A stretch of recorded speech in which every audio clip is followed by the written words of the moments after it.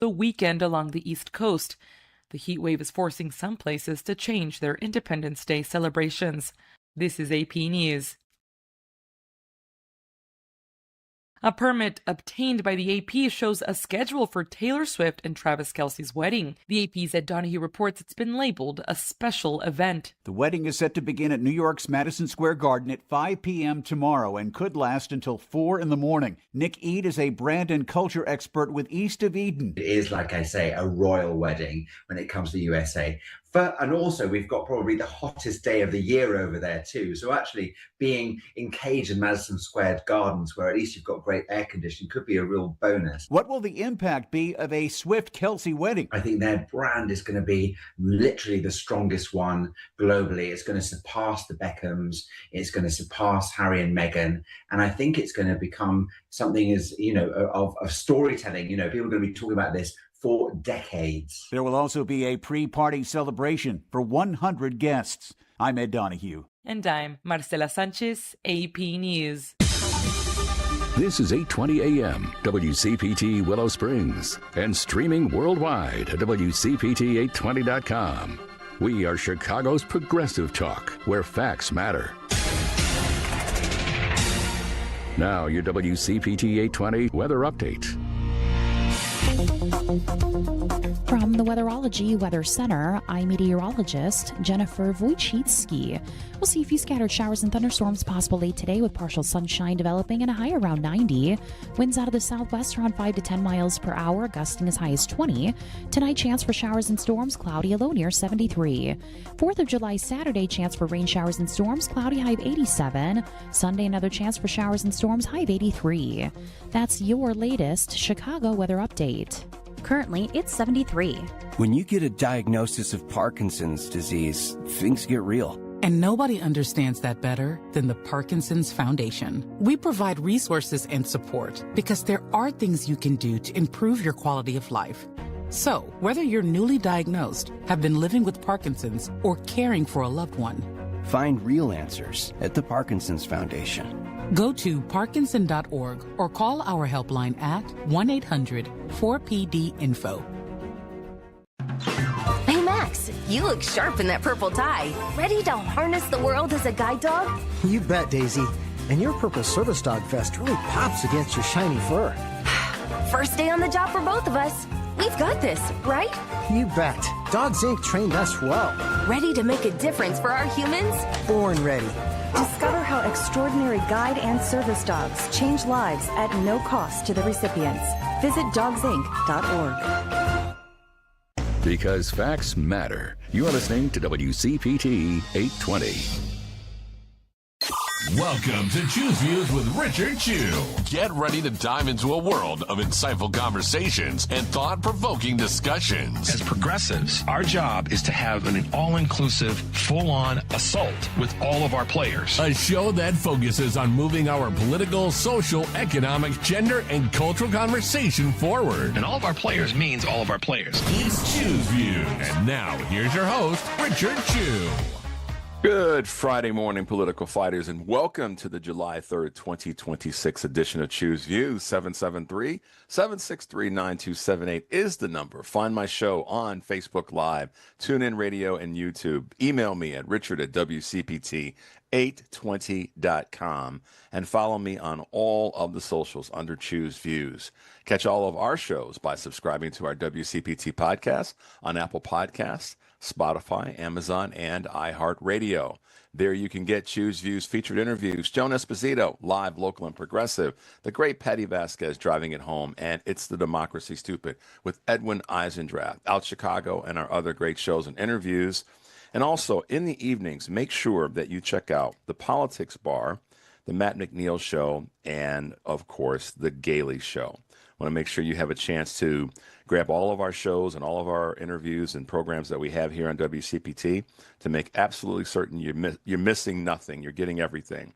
So make your way over to Heartland Signal so that you can grab all the shows that we have and make sure you're plugging in what you've got going, what we've got going, I should say. And there you go, guys. It's Friday, July 3rd, the Friday before the 4th of July. And how about that? We've made it to another pre 4th of July, or I guess you could say anniversary of that. And so much that we've been welling up to with regard to the America 250 that we have been doing here at WCPT, or specifically on my show, with the help of Professor Kevin Schultz from the University of Illinois at Chicago, who's been such a champion in terms of historical perspectives that we all need to be aware of. So thanks to him and who's ever on his team that helped him in pulling together some of the things, and also to our guests that were part of our broadcast in that space. We really appreciate you lending your knowledge and your experience to the work that we do. So, and we've had questions this week, which we'll get to in a second in terms of the question of the day.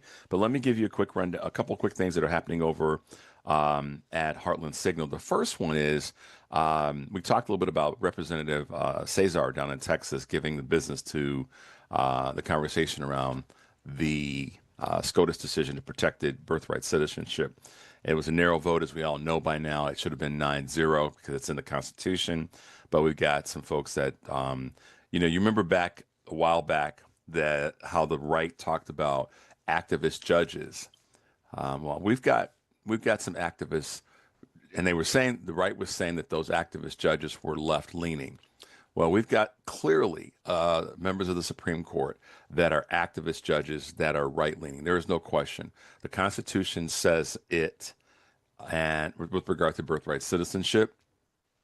So this should have been a 9-0 vote, but that's not where we are. We do these four blind, as Representative Cesar says at our article and post at Heartland Signal, these four men so blinded by partisanship and extremism that they act like they can't see the words in the Constitution. That's brilliantly stated, Representative Cesar. These four men so blinded by partisanship and extremism that they act like they can't see the words in the Constitution. Brilliant. And then former Minnesota State Rep Karen Clark, you guys may have heard this by now, author of Minnesota's marriage equality bill, passed away at age 80. Some historic closing remarks right before the landmark State House vote passed in 2013. You'll want to catch those at our heartlandsignal.com website. So make your way over there so that you can have a chance to check out those words and those posts. On today's show, obviously, we'll be taking your calls through the course of the show today. In the 6:30 hour, we have a special interview that I did with Daniel Squadron, who you guys, you've heard the name before. You've heard us talk about a particular project that he's involved with. He's a president and co-founder of Future Now, and author of The Fourth Branch, How State Government Can Save Our Union. So you'll want to check out that interview. That's coming to you in the 6:30 hour. And then at 7 o'clock, it's K and K squared. Kevin, listen to me. Got that on my brain. Karen Byrne, our friend from TruBlu Politics podcast, co-host, and Kurt Mullett, also known as Who's Your Blue 63, will be with us in the 7 o'clock hour, and we'll be riding together, the three of us in the crazy car this morning. So looking forward to having that conversation with those guys. And then in the 7:30 hour, Chicago Mayor Brandon Johnson with a July edition of this month with the mayor. We've got a lot to talk about. We won't be able to cover it all in the short time that we have, but we'll do our best to cover as much as we can with Chicago Mayor Brandon Johnson on what's happening here with obviously some of the upside things that are going on in the city, him navigating through concerns around crime issues and economic issues. So we'll have a chance to chat with the mayor in the 7:30 hour. But we thank you guys for being with us on this Friday. And let me get to today's question, and then we'll talk about the questions that we've had this week surrounding America at 250. So today's question is, what do you guys think of this energy in the primaries that is electing seemingly more progressive / socialist candidates? Give me your assessment. Give me your thoughts about what do you think of this energy in the primaries that is electing seemingly more progressive socialist candidates at this time. Give me your assessment. You can send me an email, of course, at richard@wcpt820.com. You can also email me. You can send me an email. You can send me a text 773-763-9278. And you can give us a call. We'll be taking your calls, as I said. And last but not least, make your way over to our Facebook page where you can leave your comments there. We'd love you to go there and check out what we have on Facebook. And you might be checking us out Facebook Live right now. Who knows? So, yeah, we want to get your thoughts on that. Tell us about this energy of progressive socialist candidates being elected in primaries. Give us your assessment, or give me your assessment of that. I've got I've got some information we'll cover after the break in the space of Choose Views News, and then talking a little bit about some employment things that I want to lean into this morning. So we'll make sure to give you some thoughts there when we come back from our first break. But it seems as though everything is the numbers are interesting right now when it comes to employment and what certain companies are doing and changes that they're making. So we'll lean into that after we come back from this first break. And speaking of that, let's see. We have a text already. All right. This is from our friend Jim in Crest Hill, Illinois. Happy Independence Day. Happy Independence Weekend. Some of the leaders in Washington are hell-bent on making sure that we the people are not independent. It's disgusting, but they will lose. They can count on it. Way to go, Jim. Great post, and thanks for sending your thoughts to us. As I promised, I wanted to make sure to do a quick rewind of the questions of the week, the questions of the day that we've had through the course of this week. So let me pull those up real quickly and read them to you. Yesterday's question, Thursday's question was, what will you specifically change or advocate for to make sure our freedoms are maintained in our democracy?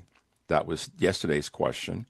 On Wednesday, our question was, we the people, thank you, Jim, what can or should we be doing to assure that we the people, in quotes, are still what matters most? Tuesday's question, based on 50 years to now, which was 50 years ago, meaning 1976 to 2026, do you think that going forward we will have a 300th birthday to celebrate and a democracy to celebrate? And then Monday's question was, from the 200th birthday in 1976 to now, which is the 250th birthday, what have been the pros and cons in America in those 50 years? Any question you want to grab onto or send your comments today, you may have commented earlier this week or through the course of the week. We'd still like to hear from you, hear what your thoughts are there. You can send them to me in the manner of a text. I think kind of Jim sort of wrapped up the whole week there, which is great. But send those to us. You can text them to us. You can send an email. You can also call today. I know that Mike and Henry will be grabbing your calls. And let us know what your thoughts are, whether if we get you on or not. We will do our best to talk about it. And then, of course, go to our Facebook page and let us know what your thoughts are there. But give us, your assessment. And again, we want to hear from you because we believe in what you guys have to say. It's an important part of what we do.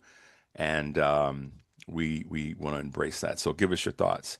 That being said, let's take a quick break, guys. The number is 773-763-9278. You're listening to Choose Views on WCPT, AM 820 in Chicago, and 1520 AM along with 1520 AM along with 103.5 FM from Warren County, North Carolina.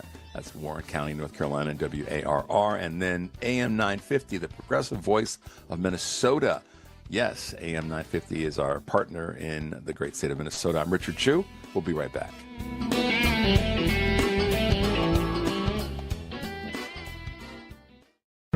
While retinitis pigmentosa takes Mark's vision, his family gives him hope, whether at the family business or at home with his wife and sons. He knows he's not fighting alone. For 50 years, the Foundation Fighting Blindness has funded research into treatments and cures for blinding retinal diseases, providing hope to people with vision loss. And for Mark, winning the fight means being there for his family. The Foundation Fighting Blindness. Together, we're winning. Help us end blinding diseases at fightingblindness.org. It's been a real journey since 2014 when I first had my injury. I realized that my home was just not working for me and that it was time to ask for help. Homes for Our Troops is really giving me my life back. The shower allows me to go in and turn around with my chair, pull down storage racks, automated door systems, hours of my morning given back to me. Adaptive sports are a huge part of my life, a huge part of my healing journey as well. Homes for Our Troops helped with making sure that I had a home gym so that I can continue to train. This past year, I was able to host Thanksgiving in my home. And it was the first time I was able to have my whole family in one place, and I was able to contribute to the meal. There are a lot more veterans in need, and Homes for Our Troops is going to be there to help them too. Homes for Our Troops builds and donates specially adapted custom homes nationwide for severely injured post 9/11 veterans and enables them to rebuild their lives. Join our mission at hfotusa.org. My mom has taken up going to the park to practice yoga. My dad's going to a club, but not a book club, a salsa club. Finding new hobbies comes with age. My mom has started getting lost and not knowing where she's going. Becoming lost or disoriented doesn't. Confusion with time or place may be a sign of Alzheimer's. An early diagnosis can help improve the quality of life for your loved one. Learn the warning signs of Alzheimer's at 10signs.org. Brought to you by the Alzheimer's Association and the Ad Council. Because facts matter. You are listening to WCPT 820.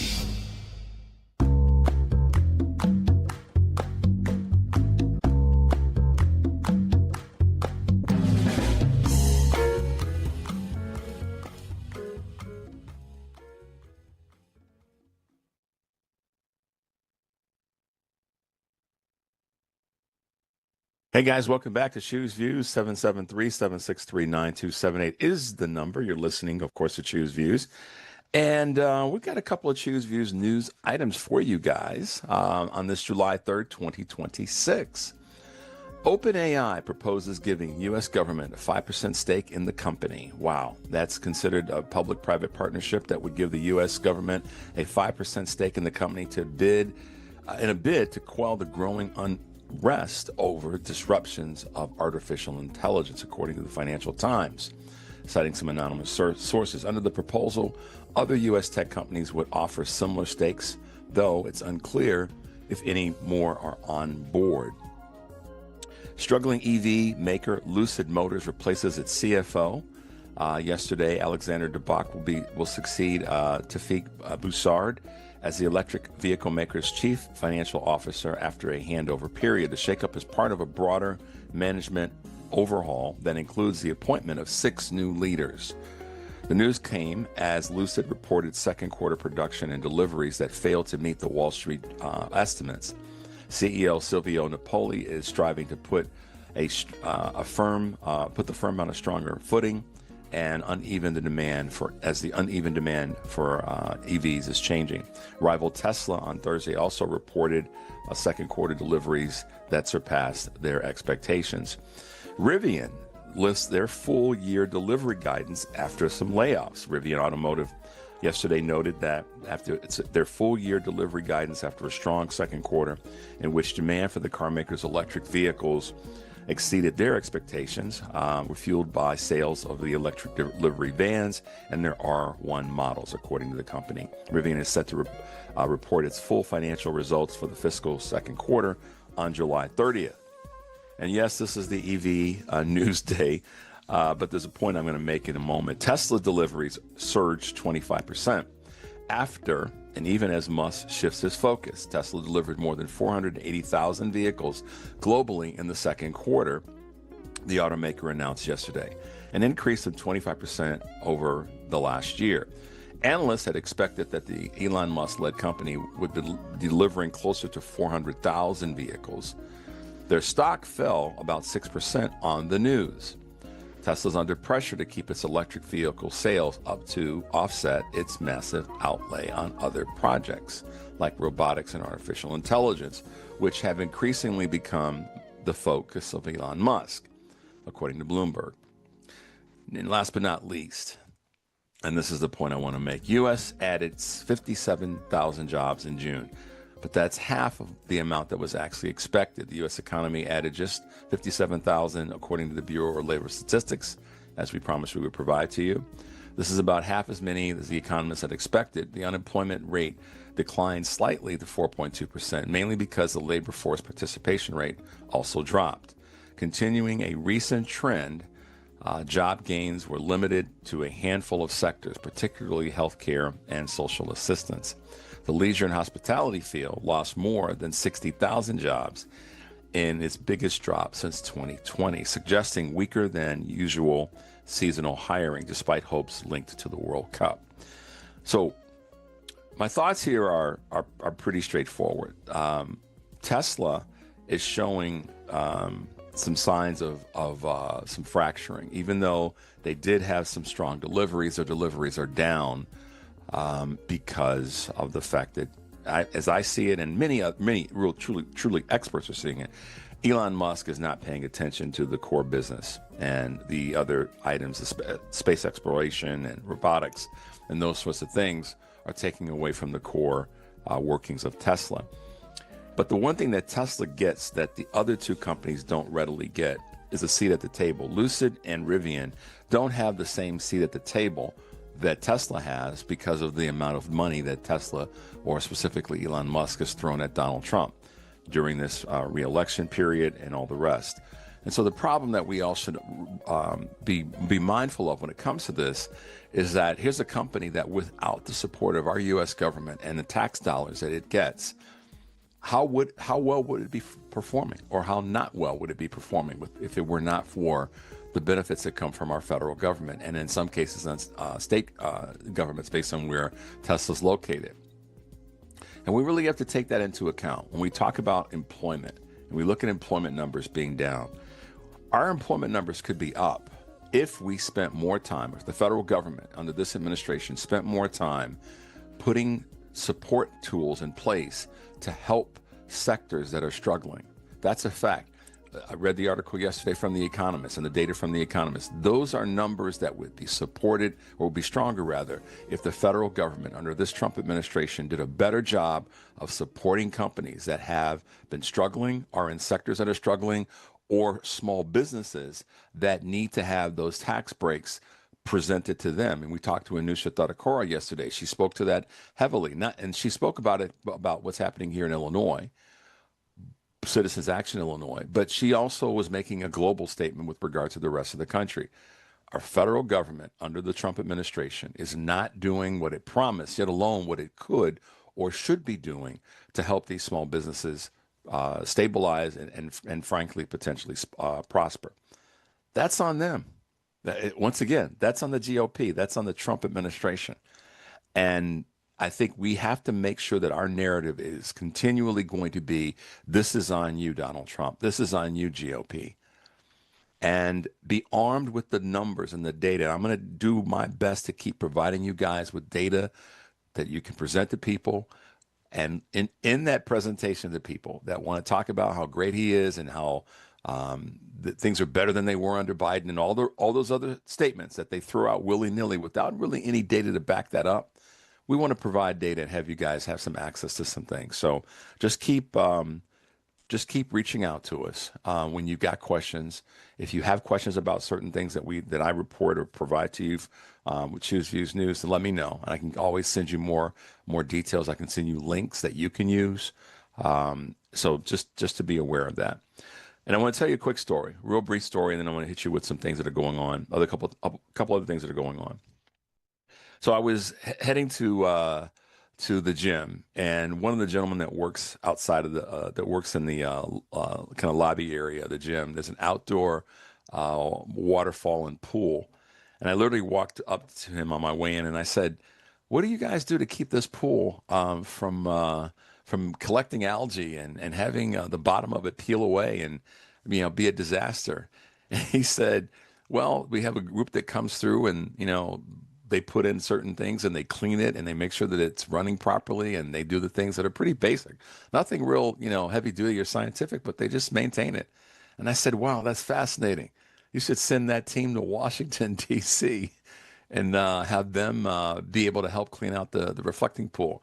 And his response was great. And I'm not going to mention his name, but his response was great. He said, "Yeah, it seems like we didn't really have any issues with the reflecting pool under Obama, but we sure as hell have a bunch of problems with it now under Trump." And he said that maybe from an employment standpoint, we should be making sure that certain people that know how to do these things have those jobs and they can get there and they can do the work and get it done. And I thought, I couldn't have said it any better myself. But Yeah, a little bit of conversation around employment joy and how to make sure you take care of a reflecting pool. Today on Live, Local, and Progressive, Joan Esposito will be taking your calls, having an extended conversation with Joel Ostrow, professor of political science at Benedictine University, Brian Endless, who is also a senior lecturer and director of African Studies at the African Diaspora at Loyola University. They'll be in studio from 3 to 5, Live, Local, and Progressive. That's Joan Esposito, weekdays 2 to 5. Central Time here on WCPT, heartlandsignal.com, and tune in. Tonight on Driving It Home, Patty Vasquez will talk with Rodney Friedman, producer of the documentary Are You a Librarian? The untold story of Black librarians, and filmmaker Neil Bloom, newly named artist in residence at Rockford Public Library. Driving It Home with Patty Vasquez, weekdays 5 to 7 here on WCPT, Heartland Signal website, TuneIn, YouTube, and Facebook. Tomorrow on It's the Democracy Stupid, Paul Shivari will fill in for Edwin Eisendrath and have semi-sequicentennial themed conversations. See, I got that right. Took twice, but I got it right. William Muck will be with him. Kevin Schultz. Paul will also interview Edwin, recently interview with the Atlantic's Tom Nichols, and we'll be taking your calls. It's the Democracy Stupid. Saturdays 1 to 4 here on WCPT. And Sunday from 11 until 1, WCPT Scott Duff and Ella Miller invite you to spend Sunday brunch with your gay best friends. Each week on Out Chicago, they'll tackle headlines from a queer perspective and focus on accomplishments in the vibrant LGBT community across the globe. There you go. We'll be back on Monday. We got a lot going on. I'll tell you a little bit more about that when we come back. But right now, let's take a quick break.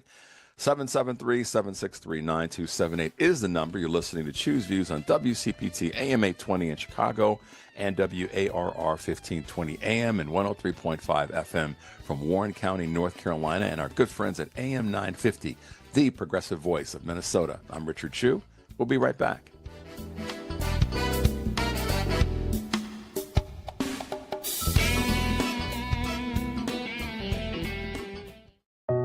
We weren't sure adoption would happen for us, but when it did, it happened threefold. Mary and her husband first met their 3 children when they became their foster parents. Little did they know that their house would become the siblings' forever home. We had to help them adjust to the idea that they wouldn't have to leave. Children in foster care have lived and survived so much. We had to help them process their trauma. And now to hear our children say that they know they have a mother and father who take care of us, teach us, and love us means everything. The Dave Thomas Foundation for Adoption is committed to finding safe, permanent homes for the longest waiting children in foster care. I not only love these kids, I am just so proud of them. You can help. Visit davethomasfoundation.org. We're with Bridget, whose husband won't be home for months, and whose daughter is due any day. We're with Mike, who's leaving home to protect his family and yours. We're with all service members and their families who need community, connection, and maybe a bit of magic. Are you with them? Learn more at uso.org today. We all have someone we love, like the favorite lyric in our favorite song. You can't imagine life without them. Cancer screening tests can help keep the person you love around longer by detecting changes before cancer develops, or catch it early when it may be easier to treat. And many tests are available for free or covered by insurance. It's time to sound like a broken record. Tell all your friends and family, I love you. Get screened. Visit cancer.org/getscreened to learn. You're listening to WCPT 820. Here's the latest Chicago weather update. From the Weatherology Weather Center, I'm meteorologist Jennifer Wojcicki. We'll see a few scattered showers and thunderstorms possible late today with partial sunshine developing and a high around 90. Winds out of the southwest around 5 to 10 miles per hour, gusting as high as 20. Tonight, chance for showers and storms, cloudy, a low near 73. 4th of July, Saturday, chance for rain showers and storms, cloudy, high of 87. Sunday, another chance for showers and storms, high of 83. That's your latest Chicago weather update. Currently, it's 73. Hey Google, play WCPT. Streaming Chicago's progressive talk from TuneIn.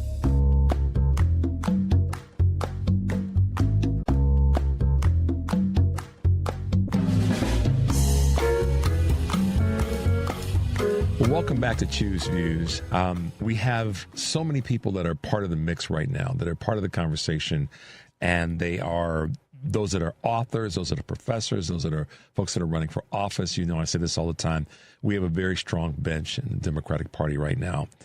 One of the people that has really been out in front is someone that's actually held office and done the work of campaigning, done the work of working on other campaigns.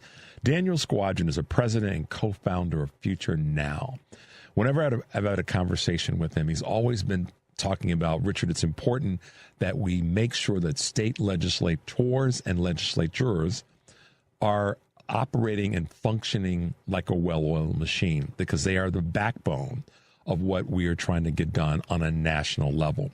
He would probably say, and I'm putting words in his mouth intentionally, that where we really have lost ground is on the state level. So I'm going to welcome Daniel to Choose Views. Thanks for hanging out with us this morning. What's going on, my friend? Thanks for having me. Keep putting words like that in my mouth. It's great. Both when I'm around, not around. It's certainly true. So states have been, I've felt this for years. I mean, state legislatures have been the backbone of all political conversation. And we as a Democratic Party, we've without question, there's no doubt, there's no need to tiptoe around it. We lost a lot of ground there. And that's been that foundation that we don't have or haven't had to be able to have a national impact. Talk about that, and certainly we'll get into chatting about your most recent book, which is going to be a bestseller, folks. Go ahead. Your mouth to God's ears. You know, it's easy to overlook states because some of what's on the surface isn't that appealing. You know, it often kind of feels like a place that's just sort of local, almost shabby. Folks just trying to get a title, maybe a parking permit. In the New York State Legislature, where I served for nearly a decade, you get free Saratoga seltzer, which I would say is one of the best beverages in America. I've had it. It's good. Sure Chicago has its own version too. But under that surface, they actually have enormous power. In fact, if you think about any domestic policy issue over the last 15 years, state legislatures have done more harm or good than Congress has. That's true even when Congress acts, like Obamacare, the Affordable Care Act, which one of its most important provisions was expanding Medicaid way up into the middle class. But, you know, actually states needed to do that provision. Today, nearly 20 years after it was passed, there's nearly 100 million Americans who still don't have Medicaid, right, or the minimum wage, where the state's last minimum wage increase was the same time the first iPhone came out, not your most recent one, the first one. Wow. It's $7.25. But in states around the country, including Illinois and some others in your region, people are earning billions, literally, of dollars a year thanks to higher minimum wage. Issue after issue, including one that people should be pretty worried about now. I know you are and talk about a lot, which is just the fundamental existence of this democracy that was set off 250 years ago. So it's easy to overlook states. It's sometimes more appealing to get involved in what's almost like a sporting event of national politics. You have your favorites, you have some good videos. But actually, if you want to look where power is and where you as an individual, everyday person have the most, it's states. Yeah. And access to the state officials oftentimes is a lot easier. I mean, it's kind of common sense. Our federal folks are in Washington the majority of the time, other than when they're on breaks or whatever the case may be. And frankly, if you're running for office, well, it has been up until recently, a lot more affordable. I won't say less expensive, but more doable from a financial standpoint because it is a state election. But the other thing that I think is critically important, and you talk about this in the book, is that when we've got state officials that are doing the right things, it does really get into we the people. It really does foundationally speak to, that's my vote. That's my person. He or she is, probably in the neighborhood right down the street. And it creates that I'm involved feeling, and people, they know it's right there. Talk a little bit about what you, as having been a former state legislator, what you saw and what those conversations were like with people that you may have seen in the grocery store or at the gym, and they came up to you and said, hey, I need this taken care of. Actually, I would say a lot of my best ideas when I was in office came from that. I would knock doors or go to tenants association meetings in public housing. I represented tens of thousands of public housing residents. And it wasn't some sort of bigger issue of the financing schema of public housing. It was the elevators are broken all the time. And people who have trouble walking up, high rises end up isolated and hungry. Yeah. Very specific. Elevators weren't a small issue that was a symptom of the problem. For a lot of public housing residents, they were the central problem. Or the fact that having more police presence that was visible rather than undercovers who were there kind of waiting to catch folks was really important. So it kind of got out of that debate about law enforcement. Yes, law enforcement was good and important, but also visible law enforcement that felt like a partner was. Solution after solution. I even, knocking on some doors in my district, learned about a whole new type of company, private company, that also has a goal of doing good, not just making profit. Got that passed in New York. And so that's just not true on the federal level. If you want to win at the state level, you have to go meet voters where they are, and not just on television and social media. And when you meet them, you learn things. My favorite part of this is actually when I first ran for office, and I talk about this in the fourth branch, my new book. I was 28 years old. I wasn't qualified, to tell you the truth. I was running against a 30-year incumbent. I'm a Democrat in a Democratic primary. And I just thought he didn't fully see the potential of states. But you know what? By the time I won that primary, I had knocked on nearly 10,000 doors, and there was no one more qualified to represent that district. Not because of any great quality I had, but because after 10,000 doors asking people to hire you, you learn a whole lot about what they need to keep you there. Yeah.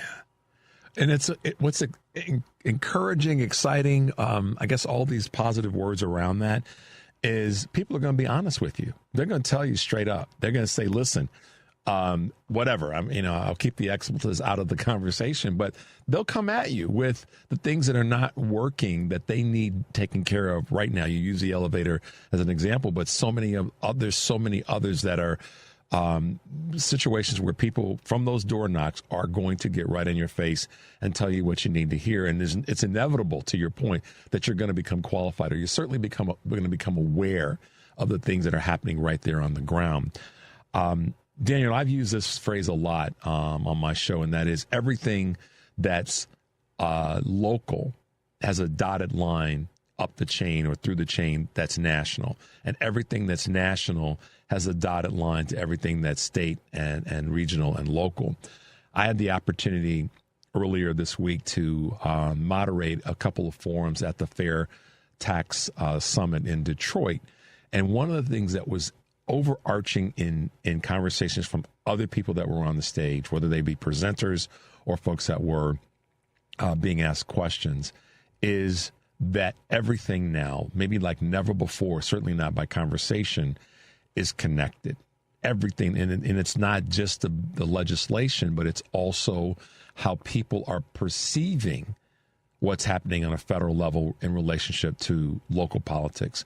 How do you see that, or what are your thoughts around everything that's national is local and everything that's local is national? Yeah, well, I love that image, and I would just put in the center of that image the states. And that's because they are the basic building block of the country. Remember, the federal government didn't create the states.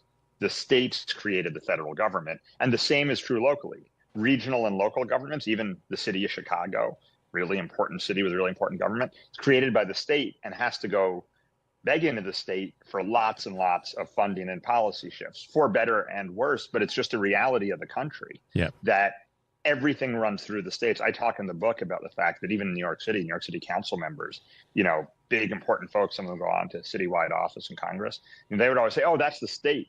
State officials could never say, oh, that's the city. We were stuck.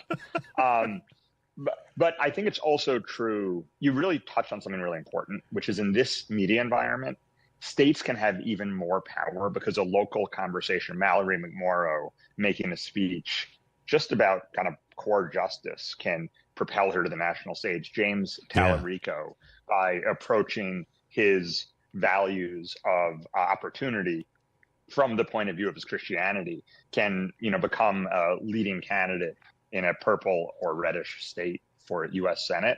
And so that elevates them. And then, of course, the third thing that elevates them, that are the core building blocks, the way the media ecosystems works, even local conversations can become national. But the third is, the Supreme Court is and Donald Trump are obsessed with the power of states. The Supreme Court keeps taking away federal protections, like the federal protection to reproductive health care that was in place for 50 years. It didn't wipe it away completely. It just said states get to choose whether or not folks have it. Samuel Alito said the people's representatives, he meant state lawmakers. It just happened with the Voting Rights Act. The Supreme Court gutted protections against discriminatory congressional and state legislative maps, but states can still protect their maps from being discriminatory. Just the federal government doesn't anymore. And Donald Trump is actually right now obsessed with taking power from states because, as the framers knew, the number one defense against authoritarianism, the number one defense against a king, is the decentralized way our democracy is run by, altogether now, the states. The states, yeah. And you were talking about people who've been a state politician or state elected official or local that have gone on, in terms of Mallory McMorrow, that speech, drew national attention. Tallarico, there's so many others. And one person who is about to have something celebrated, that he was a city organizer, became a state senator, and went on to become a U.S. senator. And our president started right on the south side of Chicago, organizing folks into getting things done. And that just goes to show. And we to say that he's a generational politician or leader or president, that's one way of looking at it. But he still did the work. He put the work in. He was blessed with certain skills, but he put the work in on a local level, right down the street from where I, lived in Chicago. I remember him doing stuff, and that he just kept building and growing and going. And I think that's also recruiting's not the right word, but it's the one that comes to mind. It's also a way for us to let people know who want to run for office that you can start right in your community and look where it could take you. And it took him all the way to the White House. So I think that's the other side. The legislative side is important, but it also for people, when we talk about this all the time, you talk about it in the book, you talk about it when you're out touring and different things, meetings and stuff that you're a part of, is getting people involved. Well, if folks know that if you start right locally in your community, you can, make it to the White House someday. I mean, it's if you want to see the future, if you want to see the future of American politics, look to the states. Yeah. That's true in terms of leaders like Barack Obama, Chuck Schumer, Hakeem Jeffries, Stacey Abrams, James Tallarico, Franklin Roosevelt, Teddy Roosevelt, Abraham Lincoln. Yeah. It's also true in terms of policies. If you wanted to know what the Supreme Court was going to do with reproductive rights, you should have looked at Mississippi 5-6 years earlier when they were just pushing bill after bill, which I talk about in the book. And it's true in terms of tone. I talk about a Trumpian type of ugly right-wing populism from some of my colleagues in the New York legislature way back in 2010, 2011, 6 years before he descended the golden escalator. Lee Zeldin, who's now in his administration, is actually someone I served with in the legislature. And I'd say this, I'm here to make sure people are aware of the power of states through the book, The Fourth Branch. So I'm not here to hawk another book, but I would say that President Obama's presidential memoir, the first 100 pages is an incredible description of exactly what you're describing, doing the work and being a state lawmaker. And remember, he went from being a state lawmaker to being a leading contender for president in about 20 months. Yep. And so it's an amazing opportunity, in addition to hopefully reading The Fourth Branch, to really see how history can get made from the state legislature. Absolutely. Let's take a quick... He's also a great writer. You know, that's a great thing about that guy. Yeah, he is. He's the full package, I guess we could say. Let's take a quick break. You're listening to Choose Views on WCPT AM 820 in Chicago and WARR 1520 AM and 103.5 FM from Warren County, North Carolina, and our great friends at AM 950, the progressive voice of Minnesota. I'm Richard Chu, and we're talking with Daniel Squadron, who's the president and co-founder of Future Now. And when we come back, we're going to talk a little bit about his latest book, which I'm predicting is going to be a bestseller. We'll be right back. Retirement can be scary, but only if you're not prepared. That's why AARP created thisispretirement.org. Because unless you've already retired, you're in pretirement, and you still have time to plan. Learn about retirement savings options, potential tax breaks, and how you can build savings over time. Visit thisispretirement.org for free resources to help you customize your action plan and feel the retirement fear disappear. Brought to you by AARP and the Ad Council. When I first had Jordan, I'd get comments all the time about how happy I must be. I remember thinking, there must be something wrong with me because I don't feel all this joy I'm supposed to be feeling. That's when I made the call. My doctor told me I have postpartum depression, and treatment is available. These days, things are feeling right, even if they don't always go that way. Mental health care works when you make the call. See what it can do for you at mentalhealthcareworks.org. A message from the American Psychiatric Association Foundation. Hi, I'm Kevin Love. People see the NBA career, the championship ring, but what they don't always see is the anxiety or the moments I felt completely lost. That's why Sony Pictures Animation's film GOAT means so much to me. It's about Will Harris, a small goat who believes in himself and proves you don't have to be the biggest to be a champion. Everyone's always told me smalls can't ball. I'm too blessed to be stressed. Everything I need to succeed is right here. Through the Kevin Love Fund, we've created GOAT Beyond the Game, a completely free curriculum for teachers, coaches, parents, and youth programs. 4 lessons designed for kids K through 8 that cover everything from managing anger to building resilience to believing in yourself when the world doubts you. These are evidence-based tools that actually work and will help kids discover that they have the power to change the game.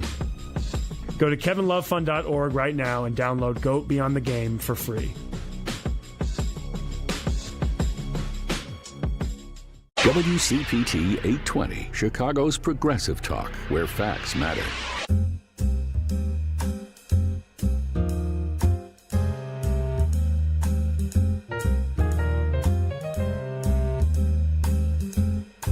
Welcome back to Choose Views. As I said before the break, we're talking with Daniel Squadron, who is the president and co-founder of Future Now. But like so many people that are on Choose Views, y'all know how much I love my authors. I love my professors. And although he's not a professor, he's an author and is a hell of a lot more. Daniel, let's talk about The Fourth Branch. What's so amazing about the book is no one's written on this topic in the way in which you have, where you position it as a teaching tool, but also kind of a guidebook. Like, here are some steps that we can take to implement success on a state level. So why did you decide to write this book? Motivation to do it. And how do you, in your mind, kind of want people to use it as a tool, as a mechanism to make some stuff happen? Yeah, from the first day at Future Now, my co-founder and I, Adam Pritzker, have been really focused on trying to make this case for states. That's why we launched the States Project, which is an effort that gives everyday people the ability to have the knowledge and tools to themselves have a huge impact in state legislative races. So there's 2 parts of it. One, you need to understand how important they are, but then 2, it's actually really hard once you know that they're important to figure out among 50 states which races, which chambers really are going to matter in the country. And so the States Project has from the beginning been a tool for regular people to come together, form their own giving groups that we call giving circles. And what we found is when we had real conversations with folks, we were able to get them in a living room for a half hour or have a cup of coffee with us. They would get incredibly excited. It was as though the scales had fallen from their eyes. And instead of looking at the federal government and feeling powerless and frustrated, which, by the way, I don't blame folks for. Folks are powerless when they look at the federal government in many ways, and it is frustrating. That doesn't mean that you're powerless in politics. And so we have these experiences where a 20-minute conversation, a 40-minute meeting, people would get excited. Yeah. And so a book is a great way to kind of tell that story, including through really the personal experiences I'd had in New York State and the experiences of a few other state lawmakers from around the country, from New Hampshire and North Carolina, Nebraska and Alaska. And it's a really human experience. And so it just felt like this is not where the glamour is. This is not where the attention goes. But if folks, are willing to curl up and actually think about power and the humans who are wielding it often behind the scenes, that might really inspire them. And that was the goal here. Yeah. Well, when I think about that in terms of what you said earlier about being powerless, the ability to galvanize on a local level is actually easier. I said a moment ago about, it's less costly. And I didn't mean that just in terms of the dollar, the money that's spent, but also in terms of the people power. It's easier to galvanize the folks that are right there in your community because they're right there in the community. And it's interesting how, I think I'm going to say these words, they're not necessarily yours, but local politics, although effective and certainly the platform, they've been made less sexy than the national conversation. And sometimes we're the ones that contribute to that the most because we're always talking about the national issues, and the national issues are the ones that, that's why voter turnout during national elections is higher proportionately than they are for state and local elections. Do you see, with all that I just said about that, do you see that that's changing in terms of local elections and state elections, state legislative elections, having better turnout than we've seen in over the last number of years, whatever that would be? It's still hard to get people at a mass level to kind of turn out for state legislative elections. But there are some other exciting things happening. One is it's actually easier to persuade people. Of course, turnout and enthusiasm is important, but we also need to, if we're going to save this country, actually be having conversations with folks who need to be convinced. And at the state level, research has shown, and our experience at the States Project has shown, it's much more possible to persuade people to actually think about a candidate from the other party than the level they're voting on for president or where they kind of consider their personal identity, to convince them to vote for that candidate. And that's powerful, and it's itself a form of hope. There's another thing that we've seen that's totally shifted, which is as of the time the States Project was founded, for years, certainly for the last few presidential elections, at the state legislative level, Republicans, because they had been focusing on this level, and conservatives had for 50 years, arguably for nearly 250 years, were outperforming. So whatever was happening in the national environment at the top of the ticket, state legislative level, Republicans, conservatives were doing better. We flipped that script. Now in places where the States Project works, Democrats and progressives are outperforming the top of the ticket. And that's very exciting. Now, look, we're trying to build a mass movement focused on states as a tool to make our founding ideals in this country, the idea that all people are created equal with the right to life, liberty, and the pursuit of happiness, and the government has a real role in securing those rights, come true.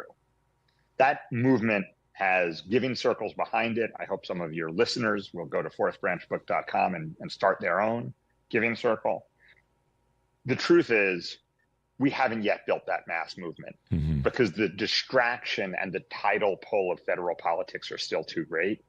But I also think the passivity that comes from focusing on politics, the sense that all you can do is just make yourself feel better, really is corrosive for our politics. Yeah. So what I can say to folks is it isn't sexy, but it's fun and fulfilling to know you are not a spectator to the destruction of the democracy, but an active participant in saving it. And that's what happens at the state level. One of the things that comes to mind when you say that, I have to ask this question about the states that are the great states, are the ones that are and I know you may be forced to pick your favorites, but it will be database in your answer, I'm sure. But the states that are really, getting it done and really taking from what you've been, practicing for such a long time with the States Project and now with Future Now and running with it, and that they're seeing the results that we want to see. What have been the top 3, 5, 7 states that you're coming across that they've gotten the message and they're implementing it? You have to look at folks like Joanna McClinton, the Speaker in the Pennsylvania House with a 1-seat majority, and the other party, Republicans, in the majority in the Senate. But despite that, Joanna McClinton has pushed new education funding, has made the election system more resilient, is getting things done by finding how to hold her fractious caucus together. I would say every state in the last 10 years, about a dozen states have passed paid family leave. So we talk about the fact that the U.S. is a rich country that doesn't have paid leave. Well, actually, more than 120 million Americans do have paid leave now. That's a policy that states have passed. I'd say in your region, Winnie Brinks, who's the Senate Majority Leader in Michigan, passed bills to protect people's civil rights, secure reproductive rights after Dobbs, give tax breaks to Michiganders who needed it most, expanded school meals so that kids weren't hungry at breakfast or lunch in Michigan. Yeah. That's pretty exciting. Look, I'm actually not here to say that either party today has all the answers or is perfectly organized around those founding principles I described.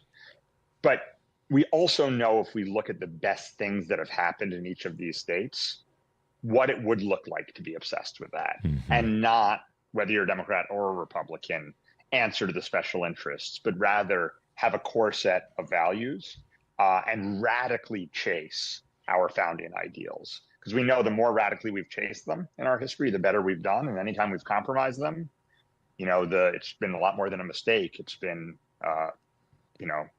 incredible suffering and terrible for our country in many ways. Yeah, without a doubt. So the trifecta is something that I talk a lot about when I've had state politicians on from different states, and how when Democrats, and this is by design meant to be a partisan statement or question, have had the trifecta, they've gotten a lot more done that moved the state forward than, by comparison, based on the data, when Republicans have had the trifecta or one of the chambers, and it's been a more regressive time frame than when they were in. So this is another reason I believe that that states matter, because when Democrats have had the trifecta, that state magically has moved forward. What are your thoughts there? Well, look, there's a real question here in politics. Do you think government can help expand opportunity so that everyone's got a real chance at a reasonable life? Or do you want government to get into the back seat and have, those with the most power and money deciding how society works? And Democrats, for the most part, believe that government, needs to be made better and needs to be held accountable, but can be part of the solution. And so therefore, when they have power, they try to fix it. They try to improve it. I've talked about some of the ways in terms of people's economics. We could talk about it in terms of energy costs and building a modern, clean, cheap grid. So on issue after issue, if you just don't believe government should be there when you get control of it, you're going to make it worse. Yep. If you believe government has the possibility of doing good but has to be held accountable, you're going to obsessively ensure that happens. Yep. That's so true. Last question. We'll have some fun as we wrap up, Daniel. And are you pleased that the Knicks won the NBA championship? I mean, my wedding day, the birth of my 2 children, are certainly the most powerful and important days in my life.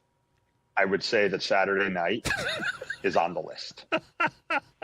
I am a long-suffering Knicks fan. I think there's a lot to learn for Democrats as the Knicks. You know, if you lose an election, a popular election, as Democrats did in 2024, to a movement that has never before won a popular election, meaning a movement that fundamentally questions the tenets of our democracy explicitly. Never in a competitive race has that won a popular vote, even when it's won power in other ways. You have to say, we might just be the worst basketball team in history. You got to look at yourself whether you're the star or the end of the bench, the assistant trainer, or in the stands. And I know from experience as a Knicks fan that if you do that and you look deep enough, if you bring in actually a great Illinois high school graduate. That's right.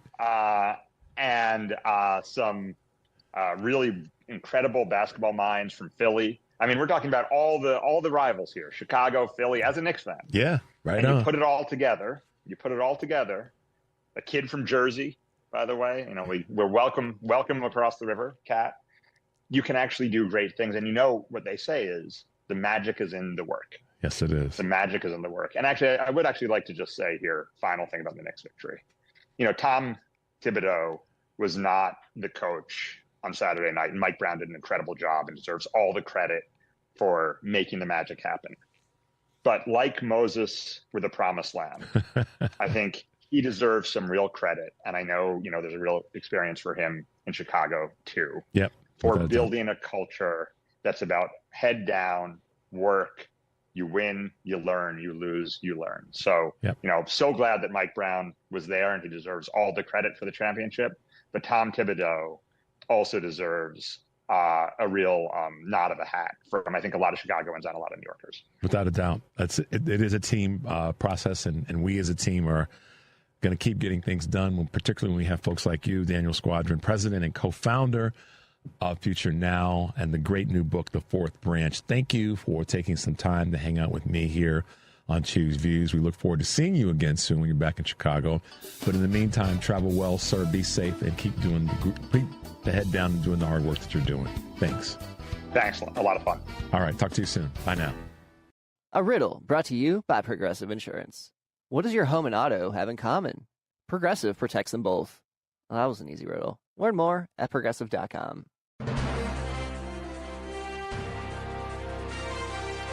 AP News, I'm Marcela Sanchez. Democrats are accusing Trump-linked fundraisers of fraud over diverting donations for America's anniversary. The AP's Haya Panjwani has more. House Democrats are alleging that consultants tied to President Donald Trump may have engaged in financial fraud related to the nation's 250th anniversary celebrations. A Democratic report says donors intending to contribute funds to the bipartisan America 250 committee created by Congress were instead given banking and routing numbers for a different but similarly named Trump-backed group, Freedom 250. A Freedom 250 spokesperson dismisses the Democrats' report as categorically false and calls it a partisan smear. Haya Panjwani, Washington.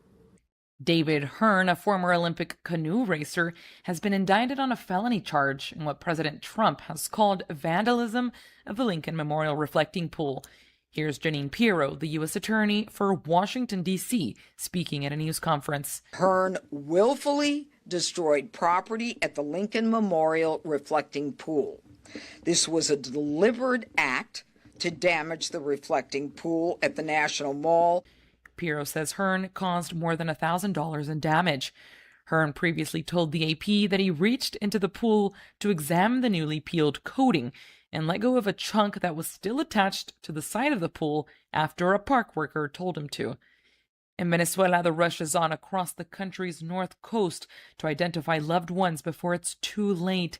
With over 2,000 people killed in the deadly earthquakes last week, the country is overwhelmed with bodies that officials are struggling to collect, identify, and preserve. Thousands are still missing. World shares were mixed today. More stories at apnews.com. This is AP News. This is 820 AM, WCPT Willow Springs, and streaming worldwide at WCPT820.com. We are Chicago's progressive talk, where facts matter. Now, your WCPT 820 weather update. From the Weatherology Weather Center, I'm meteorologist Jennifer Wojcicki. We'll see a few scattered showers and thunderstorms possible late today with partial sunshine developing and a high around 90. Winds out of the southwest around 5 to 10 miles per hour, gusting as high as 20. Tonight, chance for showers and storms, cloudy, a low near 73. 4th of July, Saturday, chance for rain showers and storms, cloudy, high of 87. Sunday, another chance for showers and storms, high of 83. That's your latest Chicago weather update.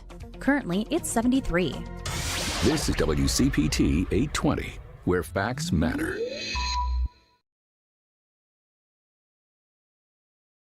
To the show, I think we're back. Of course, 773-763-9278 is the number. I'm Richard Chu, and of course, this is Chu's Views. Thanks for guys for hanging out with us. Had a great time with talking with Daniel. He is quite the voice in this space right now, and someone that really has made it clear that the states have so much opportunity. It's Friday. We're doing things a little bit differently this end of the week. We've got our good friends Karen Byrne from TruBlu Politics podcast hanging out with us this morning, which is normal for a Friday. And then our other good friend from Wednesdays, he moved his calendar to Friday. That's our man Kurt Mullett from Hoosier Blue 63. Welcome to the show, guys. Good morning. Good morning. Yeah, I'm the abnormal guest, so. Well, I'm glad. Morning, Karen. How you doing? I'm doing well. How are you doing? I'm great. Well, everybody's got this conversation. Everybody's got a smile on their face, so I guess that's good. Karen, I can feel your smile even though I can't see it. So that's it. There we go. We got that laugh. They got that laugh. Well, doggone, guys. Happy lead into the 4th of July. I know that a lot of people have, probably like never before in my life, a change of heart about how they're celebrating this July 4th and July 4th weekend.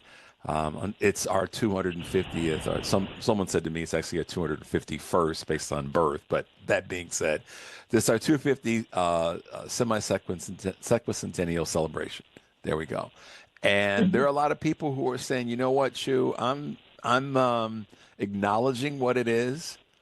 However, I'm not making a big deal out of it this year because of how the president has tainted it.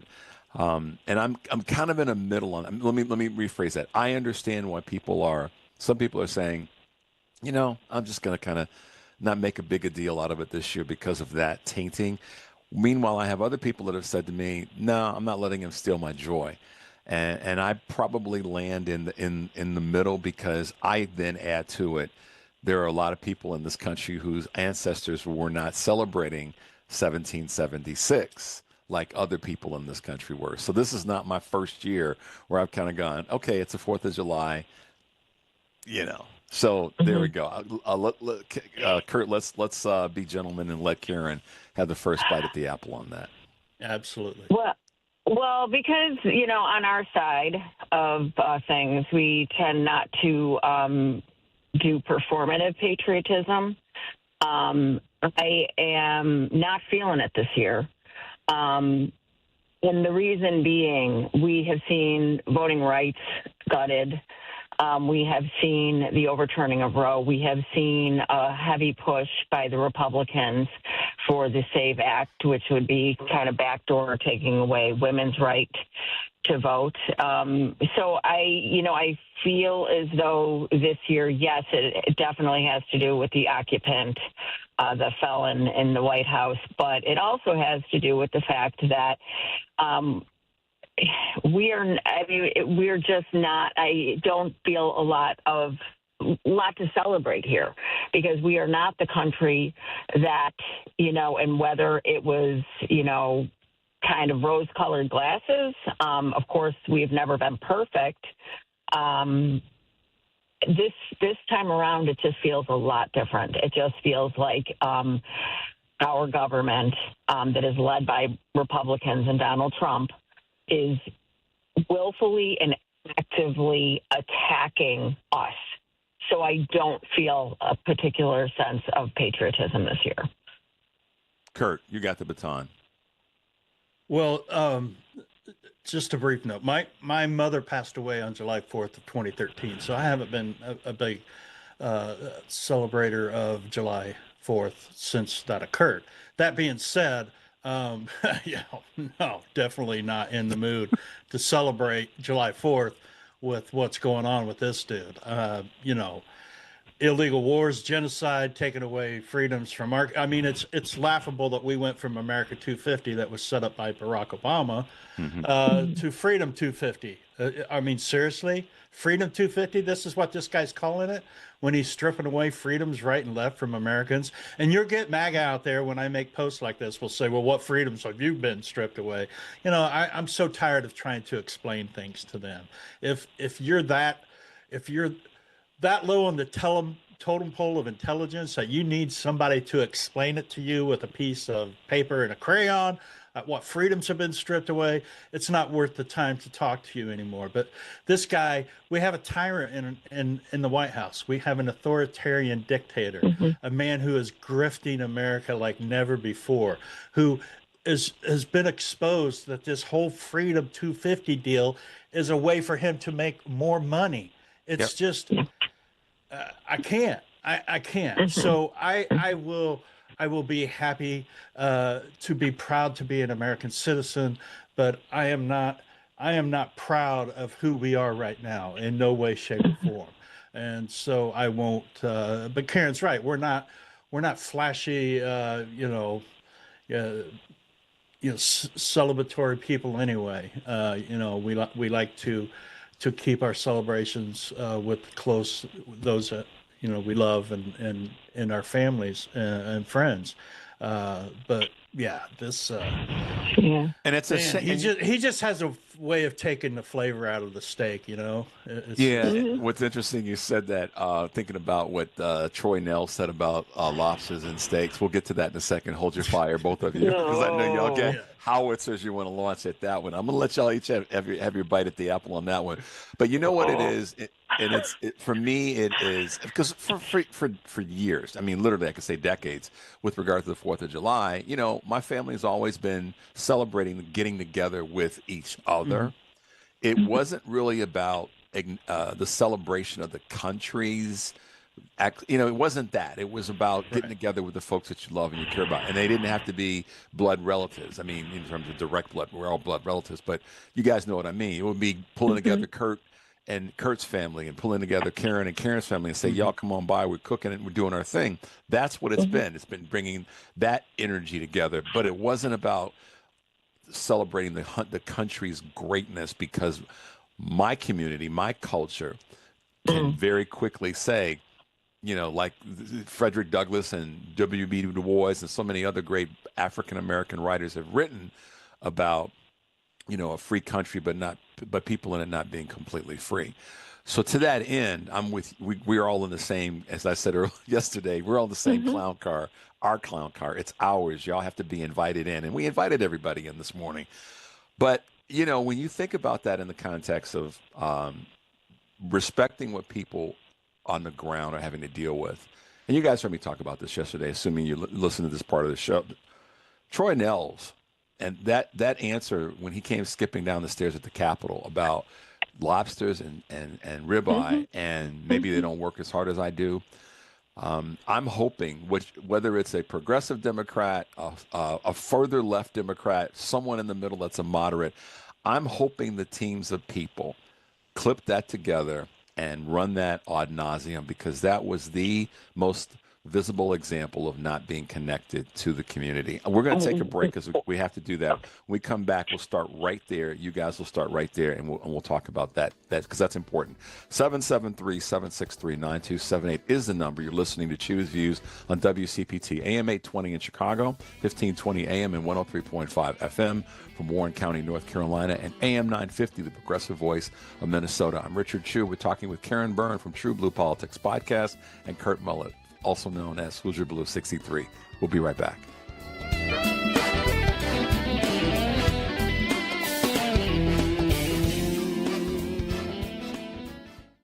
I am often asked, why is it important to have a living trust? The most important reason is control, being able to control where your investment accounts, retirement accounts, and your home go upon your passing. This is Tony Moret. I've been an estate planning lawyer here in the Chicago area for over 35 years. You have probably heard my ads here on WCPT over the last several years, and it has been a privilege to be on their airwaves. The reality is, for most people, their assets will go through a court-supervised process in probate court, which can be expensive and takes many months. Having a living trust will make sure this does not happen. Control of your assets will be handled directly by your trusted family member or friend. I will explain every step of the process to make sure you are comfortable with the plan as we move forward. Please call me at 847-996-0496 to start. There is no fee for the initial consultation and no obligation. Again, my phone is 847-996-0496. I look forward to speaking with you. WCPT replay. The SCOTUS ruling Trump is free to deport thousands of Haitians from deep red Clark County, Ohio. It may now take a big economic hit. Well, if you vote for the guys that lied in your faces viciously about immigrants, this is what you get. And you just said congrats to SCOTUS for murdering Springfield, Ohio. We know from when the whole, when J.D. Vance brought up the rumor about eating dogs and whatever else, awful things he said about Haitians, that the town was going to die until these Haitian refugees moved in and opened businesses and hired people and made the economy come back and made manufacturing come back. Phil, there was just nobody there. And that's the thing that people aren't getting is, we're not gonna white birth our way out of the demographic shift that has gone on. Keep listening to WCPT 820 because facts matter. You're listening to WCPT 820 because facts matter.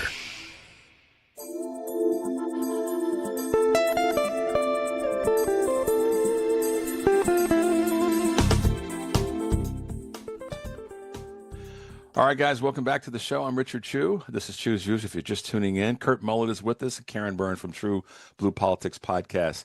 Karen, take it away. Tell us your thoughts about Troy Nehls and the GOP at large when it comes to steaks and lobsters, and y'all don't work as hard as I do. Oh, boy. Well, look, we all work 2 and 3 jobs at this point. And, groceries are 3 times the cost of what they were before. Gas prices, have come down a little bit recently. But, we were looking at, I was doing a little monitoring of the local gas station near me, and it was $2.79 before the mess started in Iran, and then it went up to over $5. I think it was like $5.19. So it's come down a little bit from there, but it's still higher than it was. And I just, you were talking about running. That representative, him saying all that.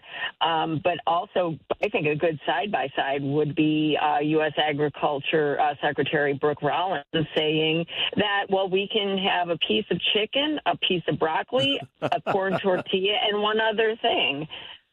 That's what they say. Talk about let them eat cake. Holy moly. Yeah. Kurt, what are your thoughts, revolution, man? Everybody. What are my thoughts? Troy is an idiot. Okay, plain and simple. Him and his just arrogant aura and the way. I didn't see the clip. I read about it and all this. Okay, I don't know if he had his cigar in his mouth like he always does, sitting there talking his crap. And some of the things that Troy likes to talk about because he's such a tough guy, Yeah. I just, this guy has a history of saying some of the stupidest things, some of the dumbest remarks coming from this guy's mouth, and he blamed January 6th on the Capitol team. Yeah. He made a comment about a protest sign. Thought it was ridiculous that somebody had up that after the reel about the Obamas came out that Trump I saw it. Anyway, he's got a history of being stupid, so it's expected that stupid things come from his mouth. I wouldn't expect anything different. So, but for him to stand there and say something like that, thinking that he works harder than the 60% of Americans that are working paycheck to paycheck.